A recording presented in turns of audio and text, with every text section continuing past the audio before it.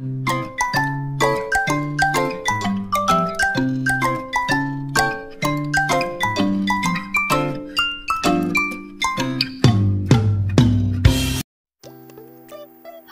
Assalamualaikum warahmatullahi wabarakatuh. Jumpa lagi dengan Ibu Indritika Meyanti di mata pelajaran Bahasa Indonesia.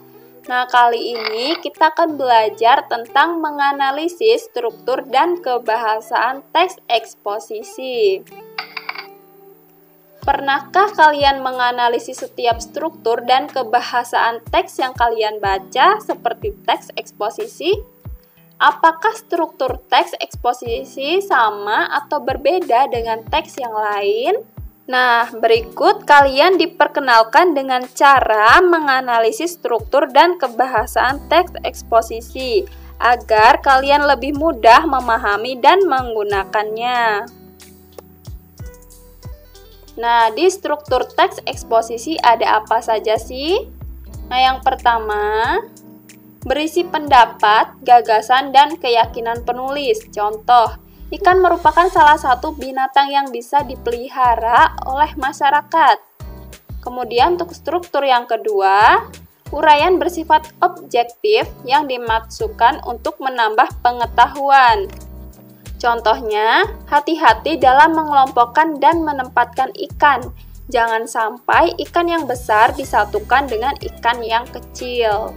Nah, untuk struktur yang ketiga, uraian atau argumentasi diperjelas dengan fakta yang dilengkapi dengan angka, peta, grafik statistik, gambar, atau bagan sebagai ilustrasi. Dalam teks eksposisi terdapat bagian yang menjelaskan dilengkapi data atau fakta. Nah, contohnya, untuk mendapatkan ekosistem akuarium yang sehat, pun diperlukan pemilihan ikan yang memiliki persamaan kimia, pH, dan GH. Nah, itu tadi yang nomor 3, sekarang kita beralih ke nomor 4. Contoh-contoh yang diuraikan sebagai pelengkap disampaikan melalui analisis dan sistematis. Contoh, air untuk ikan air tawar biasanya makin lama makin keruh. Oleh karena itu, minimal diganti seminggu sekali. Nah, itu untuk struktur nomor 4. Untuk struktur nomor 5, paragraf diakhiri dengan penegasan ulang pendapat, bukan ajakan atau permintaan dukungan. Contoh, tak heranlah banyak orang yang mempunyai hobi memelihara ikan baik air tawar maupun air laut. Nah, itu tadi struktur teks eksposisi ada 5. Sekarang kita beralih ke kaidah teks eksposisi atau kaidah kebahasaan, yaitu aturan kebahasaan yang terdapat pada teks eksposisi. Nah, meliputi hal-hal sebagai berikut. Yang pertama, menggunakan nomina dan pronomina. Nomina merupakan kata benda dasar seperti gambar, meja, dan rumah.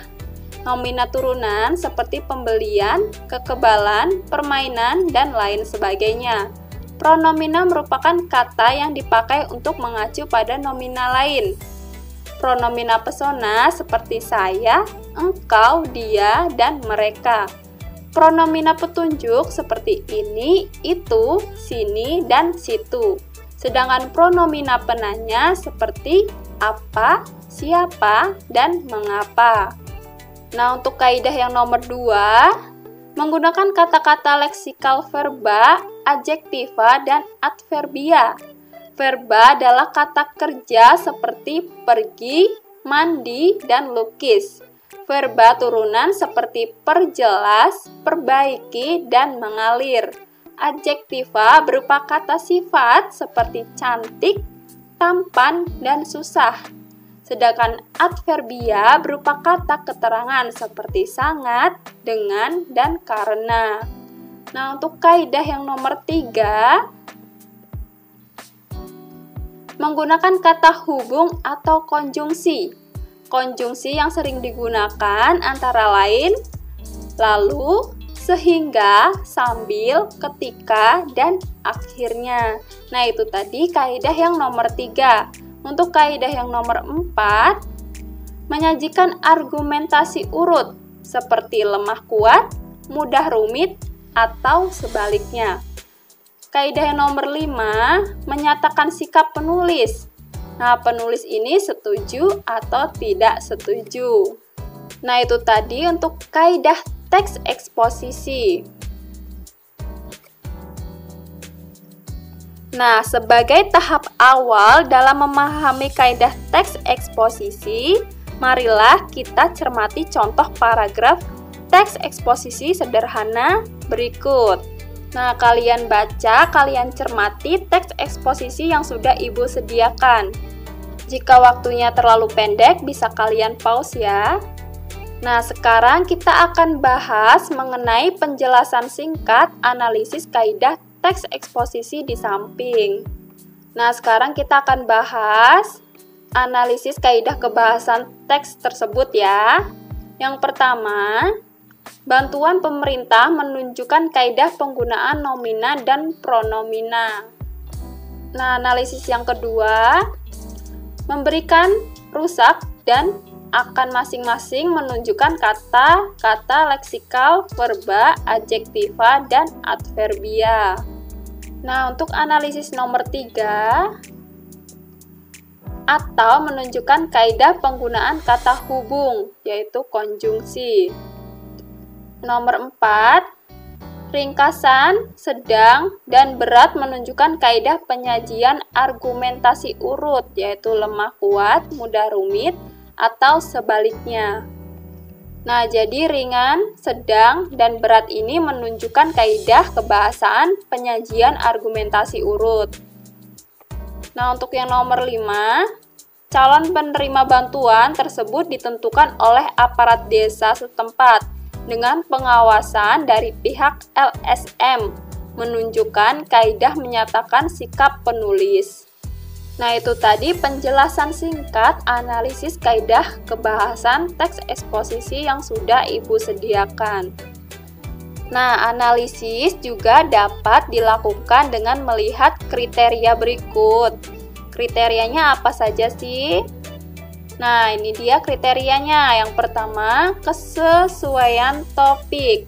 Nah, kesesuaian topik ini meliputi keterkaitan antara gagasan pokok dan gagasan penjelas antar paragraf. Yang kedua, struktur teks. Meliputi organisasi, penulisan pernyataan, argumen-argumen, dan penegasan ulang. Yang ketiga ada diksi, meliputi pemilihan kata yang tepat agar penyampaian maksud relevan. Yang keempat, keefektifan kalimat, meliputi penggunaan kalimat yang logis, baku, nalar, komunikatif, dan efektif.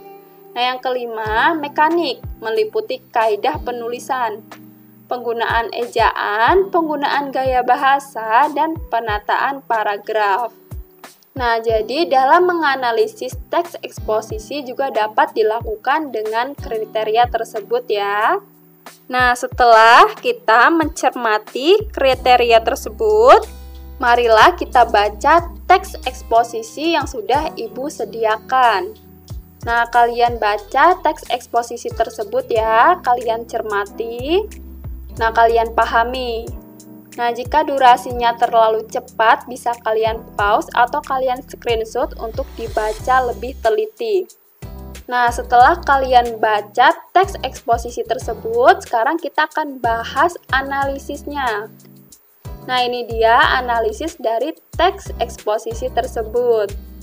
Nah, untuk menganalisis teks eksposisi, tadi kan kita sudah belajar bisa dengan cara melihat kesesuaian topik, struktur teks, diksi, keefektifan kalimat, dan mekanik ya.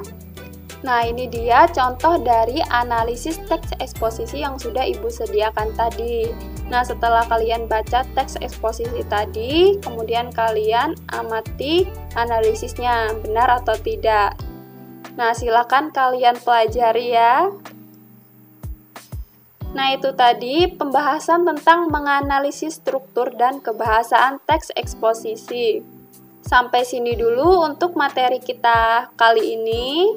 Terima kasih. Assalamualaikum warahmatullahi wabarakatuh.